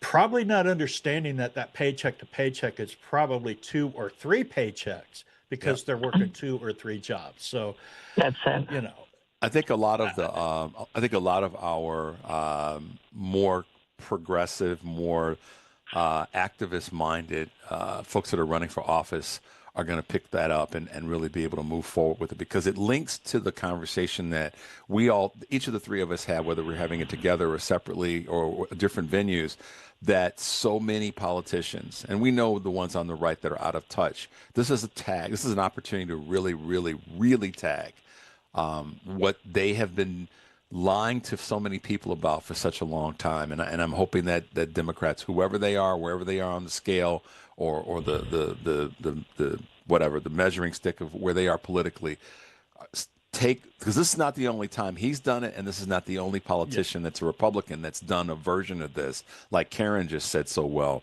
that we have to tag that they're the ones that are out of touch. You know, far more than Democrats completely. are. Let me ask you guys. We know that Donald's grifting, and we know that every opportunity he has to grift, he does it. And we saw it most recently with these financial disclosures in terms of the number of pages. That's just another obscene display of where he is, but a Republican-led Congress that's just not doing anything about what got his stack up by 700 pages. They have not been ones to have the will to stop him. And that's why I keep tagging them with, this is on the Republicans, this is on the GOP, this is on the cabinet for not doing their job to slow down this reckless train.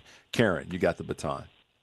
They're happy to be on that train, I believe. I mean, they're not going to do a darn thing. If we think, I mean, at this point, we all kind of breathlessly waited the first term for what is that line, what is going to be the bottom or whatever we thought. And I really did think January 6th, listening to Kevin McCarthy, listening to Mitch McConnell, listening to Lindsey Graham speak very clearly about who is to blame, I thought, okay, all right, here we go. Now, this is going to be something that we're going to be able to hold, we're going to hold him accountable. We're going to make it so that he never is able to run again. And what did Mitch McConnell do? He kicked the can down the road to the courts, and knowing full well, and I believe he knew full well, that Donald Trump was going to do what Donald Trump always does, and that is to slow things down in the courts, delay, obfuscate. I mean, they're still doing it. Todd Blanche, I don't know if you heard this morning, Katie Fang, filed this this order to have them release the unredacted report, Epstein files, right? Yeah. Well, lo and behold, they just responded with, we don't have to do it because it would embarrass people and select people that are known, that ruin reputations. And so we'll see what happens. But this is what they do. They don't care. They do not stand for anything other than enriching themselves and their wealthy donors, the multinational corporations, and to hell with the rest of us. And this is what people need to understand. I mean, we're never going to get MAGA, but there are a bunch of independent voters and non-voters that we need to reach. And I think that this is the opportunity. They're laying it completely bare. They are completely brazen. They don't believe in the Constitution. They do not believe in the rule of law. They don't believe in any of it. And so we have to rise up and come together and defeat them. Kurt, tie that to the terrible jobs report. The June jobs report. Brutal. I mean, 57 is less than half of what the projected number would be. Meanwhile, all this other grifting is going on the other side. What are your thoughts there? Well, and do you really believe that report? I probably Thank you. think it's worse than what it is, because let's keep in mind who has control of the information here. After what happened last year with the firing and the rehiring. Thank you, Kurt, for reminding us that. Exactly. I don't believe anything that comes from this administration, from this regime. Nothing. So when I see a jobs report like that is just absolutely horrendous, I'm thinking, well, that's a lie. It's worse than that. I mean, that's like recalling a basketball game for 20 years ago that you got stomped 31 points and said, well, we lost in overtime. I mean, come on. but you're out of touch with reality. Yeah. That these people just, and unfortunately, we have a cult world of MAGA that just believes and eats everything up that they put in front of them. The jobs report is horrendous, and I know that it's worse than that just because of talking to people who, aren't working as hard as Troy is, but we're working. So the reality in the world here. But hey, let's just look at something he said that I found profound the other day was that I make a lot of money because I have a lot of money. This is the mindset of this guy. This is who they are. Okay. This is where they come from. There's so much to that to peel apart, and I didn't have enough time the other day because me being, having done what I've done for all these years, I was like, oh, wait a minute. Boy. Stop there right there. Right there. Yeah. But let me as we wrap up, and this has been cool, and we will do this again, guys, because I knew the power of the three of us being together, but we will do this again, and maybe we'll do it for an hour in the next couple of weeks. Just know that. Cool. I'm upset with both of you though. Before we wrap up, I'm really upset that y'all didn't get me tickets to the fairgrounds event in DC. I sent them to you. Didn't you get them? No, would you put them in the mail like a mail-in ballot or something? Yeah. They're a freeze-dried box with a lobster and some ribeyes. With a lobster and ribeyes and a cigar. Karen, how come you didn't get me tickets, girl, to the fairgrounds? I mean, we could have shown up and showed out. Listen, you think I can buy anybody tickets for anything? I'm sitting over here with my chicken, my broccoli, my tortilla, and one other thing. I can't, I can't be buying tickets. We need to go on the road, y'all. We got our own little comedy team. Here, and that one other thing was a mint. If you remember, it was a candy mint. It was a candy mint, right? One of those Whoppers and mints. Yeah, one of those bags of mints where you can, we used to get them when we go to church to keep us quiet. Not even a Jordan almond. I can't even get a Jordan almond with that. Come on. Yeah. Is that crazy though, y'all? I mean, again, another grift, another waste of money, another waste of resources, and nobody showed up. I mean, and Fox was bending themselves into pretzels trying to make it. Y'all saw that, right? I mean, that's just like thousands of people. There's thousands of people. Listen, it's amazing, isn't it? I've had more people are defending it. Yeah, that's the part that they're defending it. That's the crazy part. I'm brand, totally on brand, though. Yeah. Totally on brand. I'm going to leave you guys with smiles on your face. I love you both and respect you both. Love you. More. Thank you so much for hanging out this morning. Happy 4th. Be safe, and I'll see and talk to you guys next week. We'll do this again. Buy Mount Olive pickles. Mount Olive pickles. Mount Olive pickles. All right, we got you. All right, guys. We're going to take a quick break. You're listening to Choose Views on WCPT AM 820 in Chicago, WARR 1520 AM, and 103.5 FM from Warren County, North Carolina, and our good friends at AM 950, the progressive voice of Minnesota. When we come back, and thanks to Karen and thanks to Kurt, when we come back, we'll be talking with Chicago's own Mayor Brandon Johnson. We'll be right back.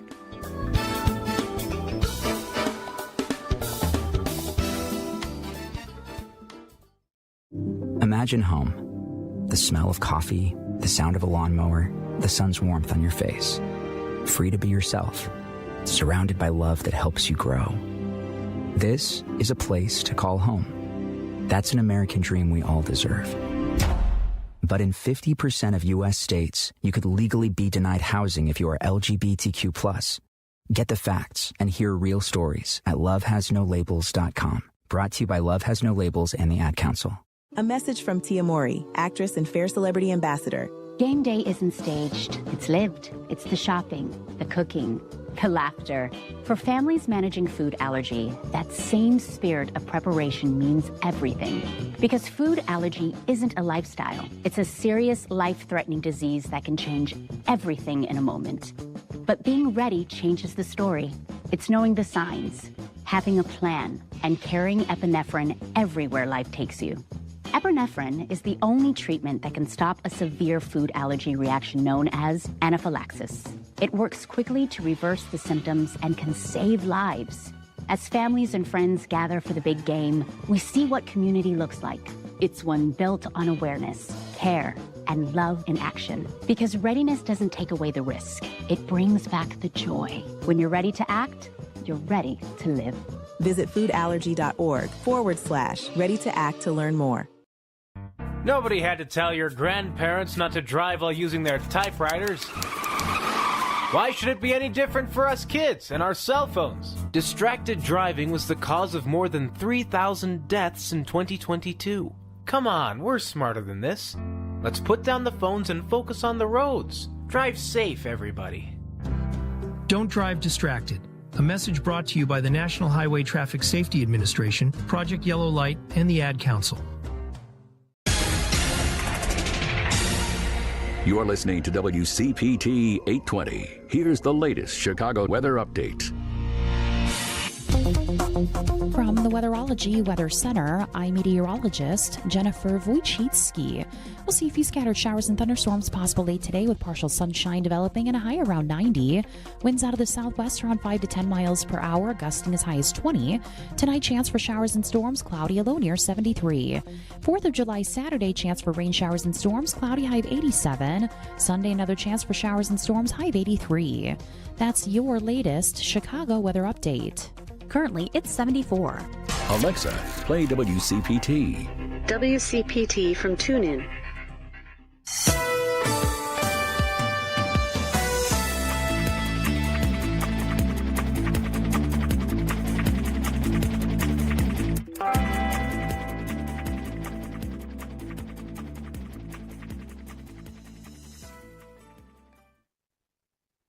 All right, guys, welcome back to Choose Views. It is Friday, July 3rd, 2026, and thanks to Karen Byrne from TruBlu Politics podcast, Kurt Mullett for hanging out with us as well from Hoosier Blue 63. And this is the first Friday of the month. It's also the Friday that we get a chance to speak to our mayor of the city of Chicago, the great city of Chicago, Brandon Johnson. Brandon Johnson is mayor of the city of Chicago and is with us this morning. Good morning, Mayor Johnson. Welcome back to Choose Views. Hey, good morning, Richard. Thanks for having me, and happy birthday, America. Happy birthday, America. Yeah, you know, Mayor Johnson, one of the things that I had asked Karen and Kurt before they came on, and it was a question that I put out to a lot of people, and in terms of celebrating the 250th. All week we've been doing little spots called America 250, and the question, I think the big question for a lot of people is how they're celebrating this year because of, unfortunately, how much of a drag the federal administration, specifically Donald Trump, has been on this celebration. This is something that should be joyous and exciting, and we should take all the bad and the good and in between. But a lot of people, unfortunately, feel a little sour this year. What's been, I don't want to start off negatively, I don't mean to do that, but what's been your observation? Well, first of all, my observation is that if we're using fireworks and celebration as a motto or a symbol, the president is certainly a dud. And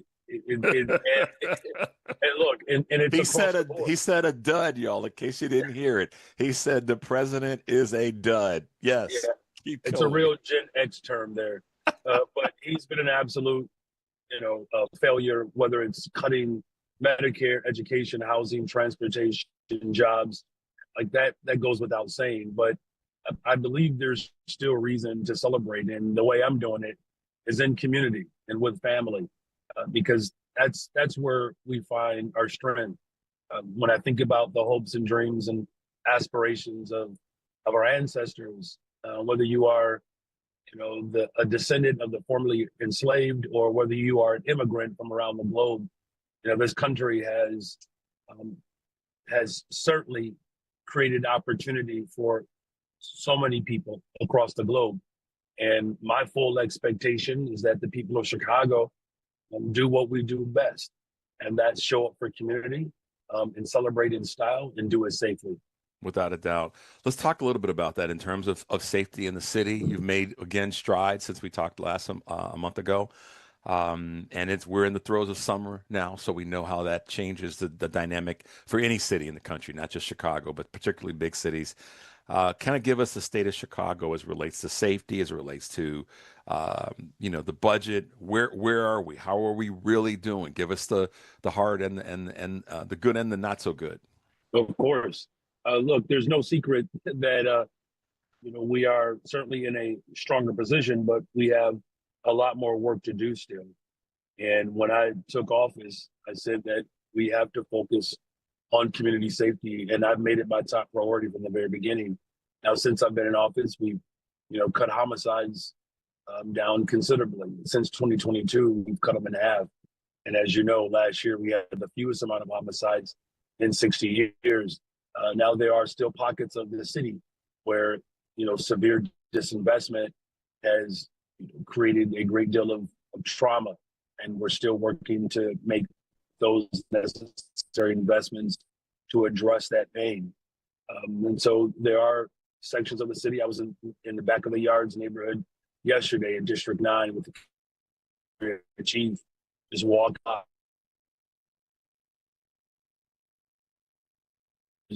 Community-based organizations about ways to remove those barriers that oftentimes leads to bad behavior. As far as the finances are concerned, we know that the pensions and as well as police settlements have really dogged our. I've worked these last couple of years to strengthen our economic prowess. You may have read just recently that we released our annual ACFR report, and we ended last year with the surplus, but there's still lingering challenges that we have, particularly as it relates to pensions. But all of it really requires us to push for progressive revenue. This last session in Springfield, our advocacy led to a couple of things: a digital ad tax and a social media tax, which I was the first leader in the country to pass a revenue stream of that kind, a tax on big tech companies. And we need that progressive revenue to continue to provide the quality services that people of Chicago depend on, but also to be able to deal with the lingering pension responsibilities that we have that are obviously protected in the Illinois Constitution. One of the things, Mayor Johnson, I had one of the directors on from the Citizens Action Illinois yesterday, and she talked about that very thing with regard to the tech tax, and that it's a way that many municipalities have to look at, or I should say it's an area that many have to look at because it's part of our future as it relates to the growing number of tech companies, data centers, all the rest. How is the business community at large looking at Chicago? And what I mean by that is those that are considering coming to Chicago as a place for their business to be domiciled. What are you seeing? Where are our opportunities in that space? Mm-hmm. Well, look, I think that the person you were speaking with is absolutely right. That's always been my case, that as our economy becomes more digitized, we have to shift government to be able to go in that direction, to be able to receive the revenue that comes with an ever-increasing, shifting economy. And as I said, we put the social media amusement responsibility tax forward, and our projections that we had initially were relatively conservative, and we're overperforming. Right now, we're overperforming by about 58.7%. So we projected $30 million or so. All of those dollars would go towards mental and behavioral healthcare services, and we're on pace to generate about $55 million. As it relates to businesses as a whole, look, Chicago is still the top destination for corporate relocation, and we're going on 13 years in a row. There are cranes in the air, 19 on the way. I believe we have 6 or 7, maybe 8 cranes in the air now, 18 on the way. And the pro-business decisions that corporations have made, I believe it's 88-30 for the region. of which 33 or so are those pro-business decisions are right here in Chicago. And what you're seeing is because our economy is so diverse, we have the most diverse economy anywhere in the country. So now one industry comprises more than 15% of our overall GDP. I think the other thing too that's attracting business to Chicago is our talent. The city of Chicago is the top destination for college graduates, and I'm reminding my son of that as he prepares to leave for Easter. Don't get no ideas just because you're going 3.5 hours away. Don't think that you're not responsible to come back to the city that your father runs and use that talent for us. But look, the reason why college graduates are coming to Chicago is not just because our economy is diverse. Here's the other part that's attractive to corporations. It's affordable. So you're able to attract good talent. We have top universities anywhere in the world. And, you can still, afford to live in a big city, unlike New York. And I know they're working towards it, but average price of a home is $1.1 million. And Mayor Bass is dealing with a similar challenge in Los Angeles. And I know she's working to address it. Average price of a home in LA is over $900,000. And that's for a fixer-upper. So the businesses see Chicago as the I'm going to say this, carefully, but as the second coming, if you will, of a reconstruction or a renaissance of our economy of sort. And we saw that just last year when we literally broke the record in terms of tourists. Millions of people came to the city of Chicago, and of those people, they spent over $21 billion into our economy. And we're already on pace to break that record. Not to mention we have the busiest airport anywhere in the world. And listen, I'm not saying it's perfect. I'm just saying that I can't think of any mayor in modern history that has overseen the city where more people are visiting, more corporations are relocating, and we're experiencing historic lows and violence, while at the same time you're seeing investments increase in neighborhoods that have been historically neglected. Yeah, that is such a good review of the things that I think more people want to hear and they need to hear to stay in support of what you're doing. Let's take a quick break, Mayor Johnson. And when we come back, I want to talk a little bit about some of the changes that are taking place with regard to the administration and things that you're dealing with there, and then a little bit of the outlook as we go forward the rest of this month. 773-763-9278 is the number. You're listening to Choose Views on WCPT AM 820 in Chicago and WARR 1520 AM and 103.5 FM from Warren County, North Carolina. And now our good friends at AM 950, the progressive voice of Minnesota. I'm Richard Chu. We're talking with Chicago's Mayor, Brandon Johnson, and we'll be right back.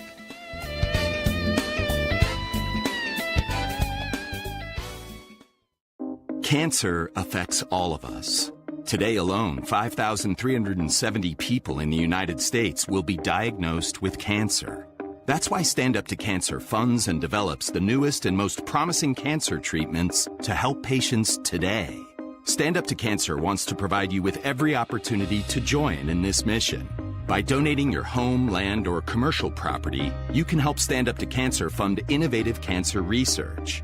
Donating eases the stress associated with selling a home and can also help lead to the next breakthrough in cancer prevention, diagnosis, and treatment. Stand Up to Cancer makes the process easy, and it may be tax deductible. It will take all of us standing up together to put an end to cancer as we know it. Help us save lives right now.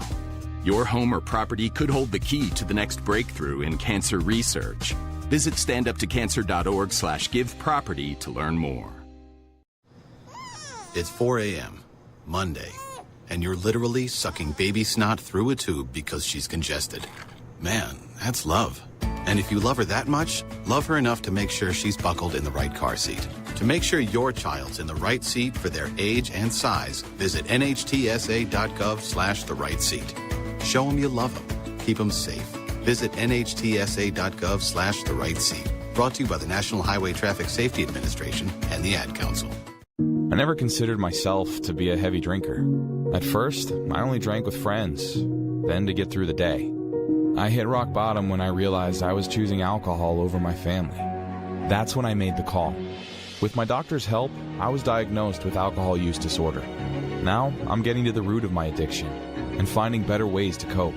Mental health care works when you make the call. Visit mentalhealthcareworks.org. A message from the American Psychiatric Association Foundation. Chicago's Progressive Talk, WCPT 820, where facts matter.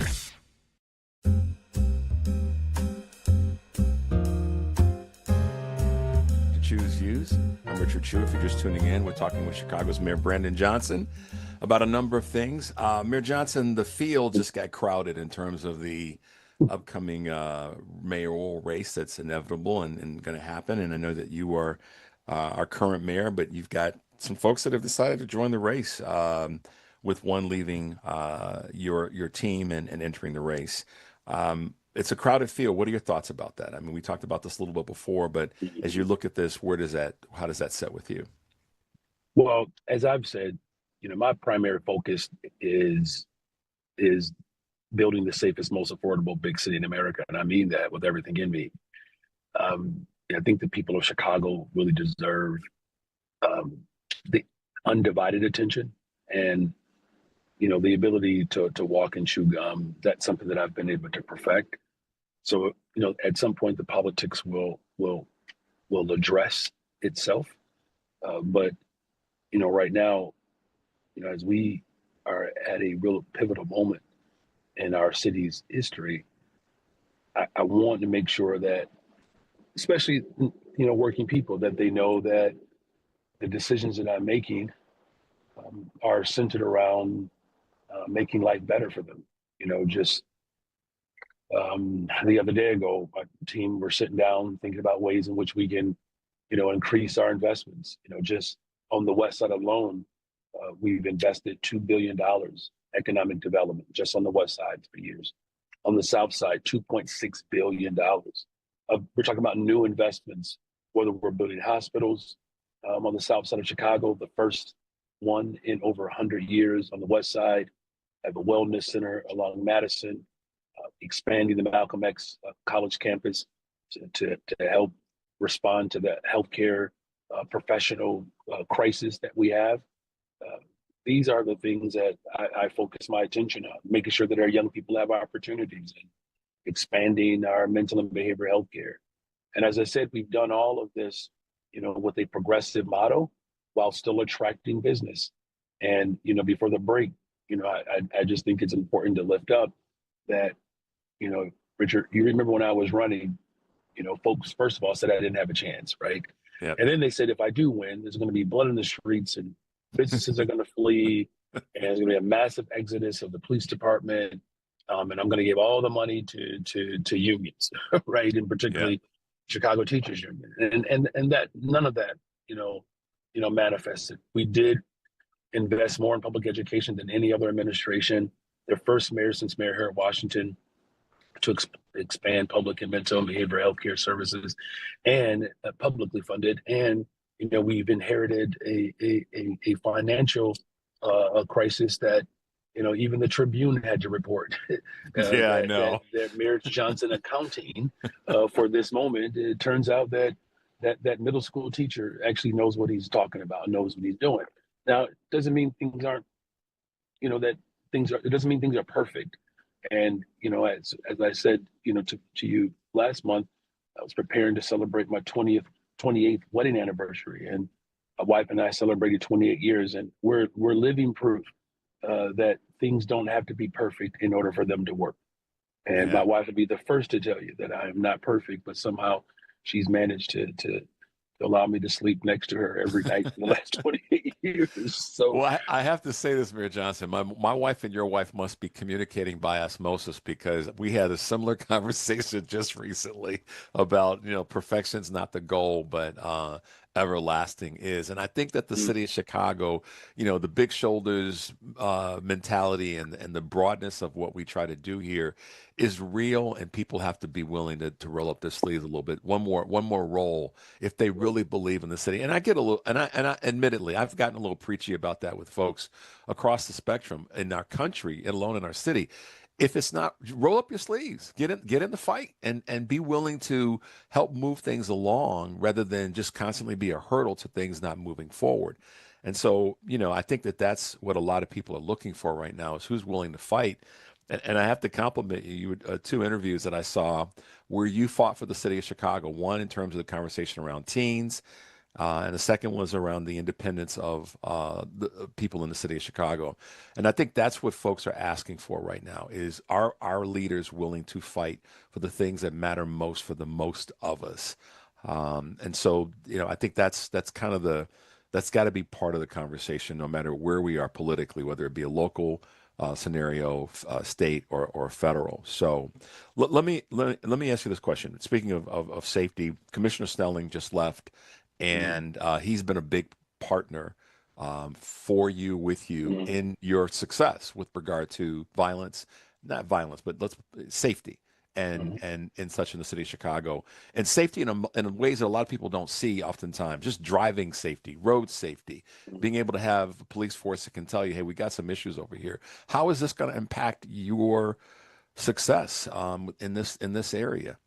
Yeah, well, first of all, I offer up yet another congratulations to Superintendent Snelling, 34 years dedicating his life, literally his life, for the people of Chicago, and his South Side roots and being raised in Inglewood certainly gave him perspective that I needed, quite frankly, in my administration, and that's what I always seek when I'm assembling a team: people who bring perspective and insight that provides match and balance to my approach, and I just think that when it comes to a dedicated public servant in whatever capacity that they operate in, they know when it's time for them to move on. And, he made a very personal decision, and I fully support him. And look, when I selected him to be my superintendent, what I was very clear about is that we can't just rely on policing alone.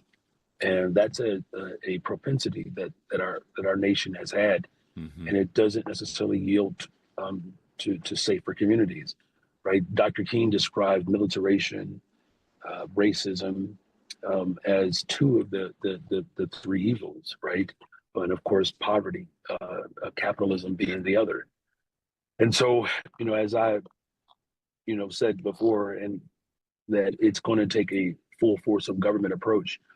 But one of the things that I was grateful for, two things actually, his commitment to constitutional and community policing, as well as my approach towards, investing in our Detectives Bureau. Chief Ursetti is now the first deputy chief. She was over the Detectives Bureau these last few years, and we have seen clearance rates go up considerably, 72%, 75%.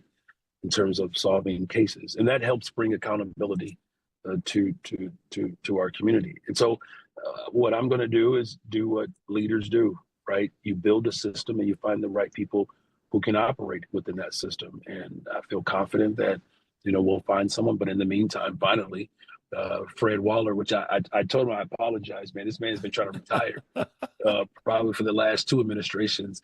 And so, he was my interim superintendent. And I said, listen, you got another run in you. And he said, absolutely. So, he's been around. In fact, I think the part that's really neat about Fred Waller, he was literally the first graduating class of new police officers under the Harold Washington administration. And he talks about being, in that seat as Mayor Harold Washington was delivering the call to action. So, Fred Waller brings a great deal of experience and compassion and that same type of approach to community safety that I'm focused on. And again, we're going to celebrate Superintendent Snelling and wish him well in his next phase of life. And, we're going to tap Fred Waller again, and we'll go through a full vetting process, and I'll select someone that matches and complements the work that we're doing. Yeah, he comes from good stock, and it's nice to be able to look back and have that kind of talent be able to be a part of the team. Mayor Johnson, as we wrap up, and as always, thanks for hanging with us on a Friday. It's hot in Chicago. We know that the temperatures will kind of pass through. It's why it's called a heat wave. But what are some words that you want to share with everybody real quick before we wrap up, kind of as your outlook with the heat and all that's going on with the summer? Yeah, well, first of all, thank you again for this opportunity, and to the people of Chicago, let's check in with one another. Let's celebrate in community. And, I'm grateful for how we responded in this moment. As of date, we have not, heard of, any, act of life being lost as a result of the heat. And that has a lot to do with just the way our systems have come together, providing cooling centers. But again, celebrate. I'm going to be with my family this weekend, but I'll be in community in Hyde Park in the 4th of July parade. I'm headed to my son has an early baseball game today. And so I'll be enjoying him, and hopefully, his team plays well. But again, really just look out for one another and let's celebrate in community. Chicago is certainly, the epicenter for everything that's possible in our country. And there's not a more American city than Chicago. So thank you again, Richard, and to all of your listeners. And of course, happy birthday, America, and enjoy the 4th. Absolutely. Mayor Johnson, stay safe. Good luck to your son's team in the game. And we appreciate your leadership. Keep the fight up. We will do our best to keep encouraging you to do a great job in the city of Chicago. Have a good weekend. We'll talk to you soon. Yes, sir. You All too. right. Bye-bye. Bye now. All right, guys. Thanks to Henry, and thanks to Mike for keeping us on the rails, as I always say. And thanks to you guys for getting us through our America at 250 week. It is a joy, more than you guys can imagine, to do the best that I can and bring you the best that I've got every day. And I appreciate you guys listening to myself and all of our guests, whoever they might be, from wherever they might be.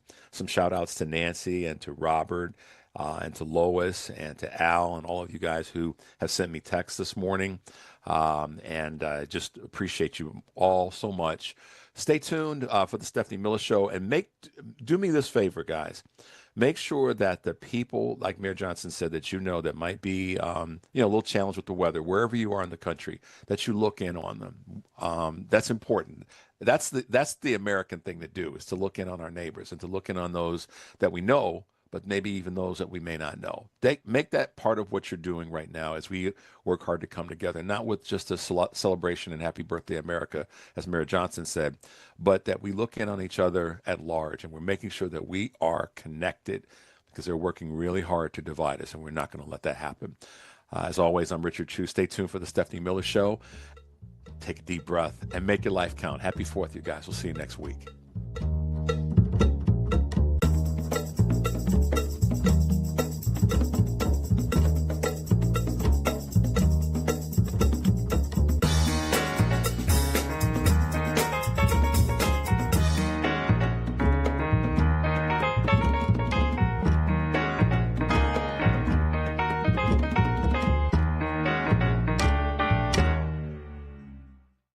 Hey Progressives, it's Richard Chu, host of Chu's Views, weekdays 6 to 8 a.m. Central. We're all anxious for the 2026 midterm election to arrive so we can restore some sanity and much-needed oversight to our government. In fact, it's the most important midterm election in American history, and Chu's Views will be in the thick of it, bringing you candidate interviews on a regular basis. I'll be talking to Democratic Party hopefuls running for House and Senate at the federal and state level, as well as candidates for governor and other state and local offices. I am in love with our ability to fight for our rights, to fight for our future, to fight for our freedoms, to fight as our ancestors fought. It's just our moment. This is just our time to stand up and to speak up. We can't give up on this. If you miss any of the interviews live, you'll be able to find them all on WCPT's Candidate Interviews page at heartlandsignal.com/candidates. That's Choose Views, weekdays from 6 to 8 a.m. on WCPT, Chicago's progressive talk for 20 years. If you want your children to read, remember, the special ingredient is you. Spend time with your family, building bonds through reading. Those stories, those memories will last forever. This message brought to you by the National Association of Broadcasters and this station. Amazon Business. Unlock smart business buying with fast, free delivery on millions of items and practical AI innovations that automate repetitive tasks. Learn more at amazonbusiness.com.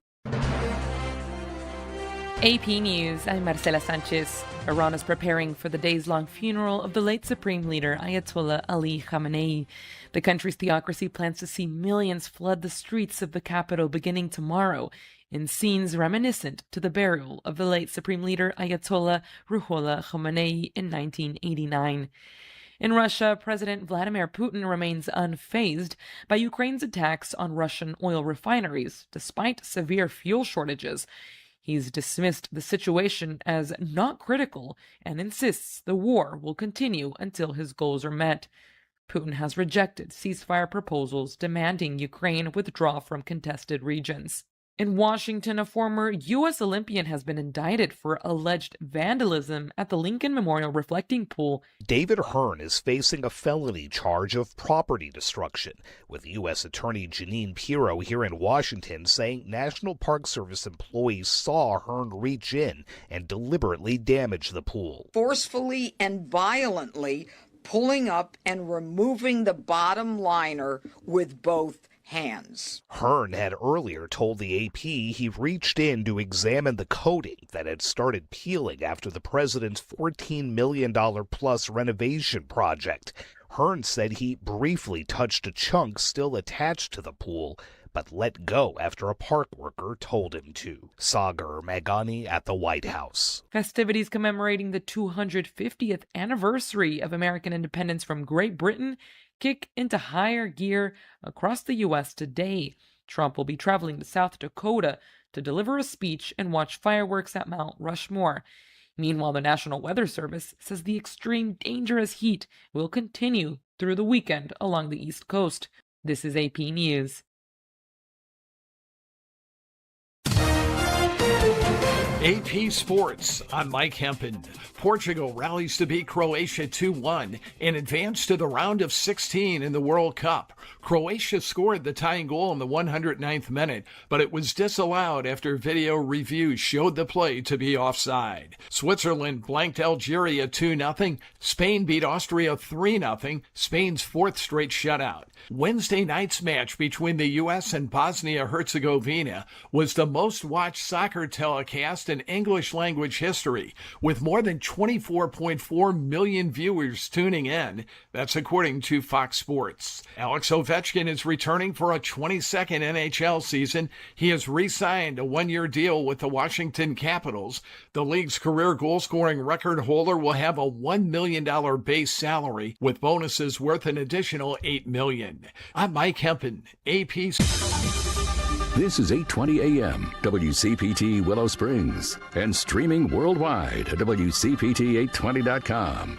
We are Chicago's progressive talk, where facts matter. Now, your WCPT 820 weather update. From the Weatherology Weather Center, I'm meteorologist Jennifer Wojcicki. We'll see a few scattered showers and thunderstorms possible late today with partial sunshine developing and a high around 90. Winds out of the southwest around 5 to 10 miles per hour, gusting as high as 20. Tonight, chance for showers and storms, cloudy, a low near 73. 4th of July, Saturday, chance for rain showers and storms, cloudy, high of 87. Sunday, another chance for showers and storms, high of 83. That's your latest Chicago weather update. Currently, it's 77. This is Chicago's Progressive Talk, 820 AM, WCPT Willow Springs, and online at WCPT820.com, where facts matter. If you're looking to purchase a new home or refinance your existing home, you need to call Team Hochberg, your trusted local lender. Last year, Mitch, 50, railroad worker, income 100 G's a year, score 630, called to consolidate his debt with a cash-out refinance. Team Hochberg loan officer Johnny Hendrickson helped Mitch pay off his debt and save $800 a month. Johnny called Mitch for a 6-month post-closing checkup and informed him his credit score was now over 700. Then Johnny helped Mitch lower his rate, remove the PMI, and save him another $400 a month while covering all his closing costs. Let's review. Team Hochberg loan officer Johnny Hendrickson helped Mitch eliminate his debt, save $1,200 a month, and improve his scores over 100 points. Team Hochberg's helped thousands of radio listeners, but we can't help if you don't call 855-563-2843 or visit 56david.com. That's 855-563-2843 or visit that website you know you love, 56david.com. Atlantic Coast Mortgage, Equal Housing Lender, NMLS 643114.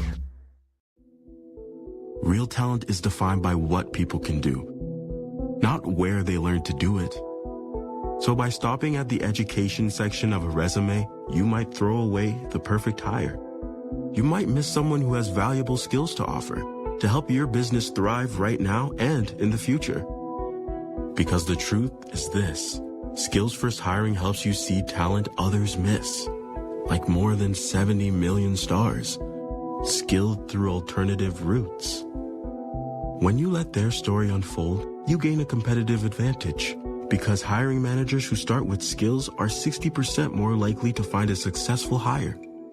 See the real person, complete. See what others miss. Hire skills first.